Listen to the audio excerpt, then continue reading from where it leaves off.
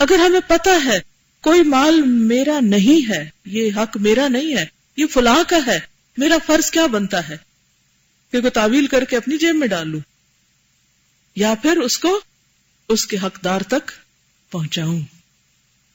تو جب انسان کسی بھی کام میں مخلص ہو جاتا ہے اور صرف اللہ کے لیے کرتا ہے، پھر وہ اپنی ذات کے نفع اور نقصان سے اوپر اٹھ جاتا ہے، کیونکہ وہ سمجھتا ہے کہ نفع اور نقصان صرف اللہ کے پاس ہے.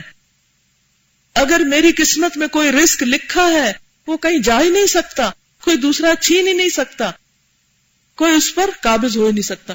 اور اگر اللہ نے مجھے نہیں دینا تو ساری دنیا بھی مل کے مجھے نفع نہیں دے سکتی. وہ لے کے بھی آئے گی تو میری نصیب میں نہیں ہوگا کہ میں اس سے فائدہ اٹھاؤں. کتنا ہی مال اور کتنی ہی چیزیں ایسی ہیں جو ہمارے ہاتھ میں ہیں، ہماری کنجی میں ہیں، ہماری ملکیت میں ہیں، لیکن ہم نے کبھی اس سے فائدہ اٹھایا ہی نہیں. پچھلے دنوں کوئی مجھ سے ملنے کے لیے آیا، اس نے کہا کہ میرے گھر میں کچھ چیزیں رکھی ہیں جن کو میں نے پچھلے 10 سال سے ہاتھ نہیں لگایا.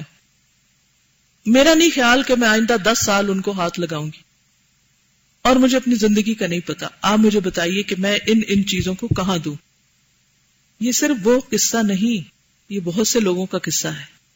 لیکن ہم میں سے کتنے لوگ ہیں جو یہ سمجھتے ہوں کہ 10 سال نہیں استعمال کیا یا 5 سال یا 2 سال بھی، تو آئندہ کب استعمال کرنا، اس کی تو باری نہیں آنی، اٹھاؤ اس کو اور آخرت کے بینک میں جمع کرا دو.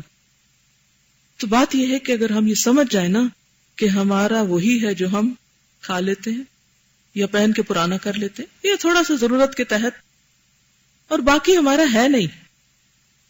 اور جب سے پیدا ہوئے ہیں اللہ تعالیٰ رزق دیتا چلا جا رہا ہے، بہت سے اسباب ہیں. تو جب انسان کے اندر رزق کے معاملے میں قناعت آتی ہے، قناعت کا مطلب یہ ہے کہ اللہ نے رکھا ہے میرے لیے، اگر اس نے مجھے پیدا کیا ہے نا تو مجھے بھوکا نہیں مارے گا، دے گا وہ مجھے حرام طریقوں سے نہیں لینا، حلال سے ہی لینا ہے، اور وہ ہر چیز پہ قادر ہے، وہ دے سکتا ہے. تو پھر انسان وقت مصیبت پہ صبر کر جاتا ہے اور انتظار کرتا ہے، حتیٰ کہ اللہ تعالیٰ حلال کا دروازہ کھول دیتا ہے، کیونکہ وہ چیز ملنی تو ہے اس کو، کسی اور کے پاس جانی نہیں. ما اصابک لم یکن لیخطئک وما اخطأک لم یکن لیصیبک. جو تجھے ملا وہ خطا نہیں ہو سکتا تھا، کسی اور کے پاس نہیں جانا تھا اس نے، اور جو تجھ سے نکل گیا وہ تجھے ملنا نہیں تھا، وہ کسی اور ہی کا تھا. وہ تیر نے جس نشانے پہ جانا تھا وہ وہاں پہنچ گیا. اب تم مت پچھتاؤ بیٹھ کے کہ تمہاری جھولی میں وہ چیز کیوں نہیں گری.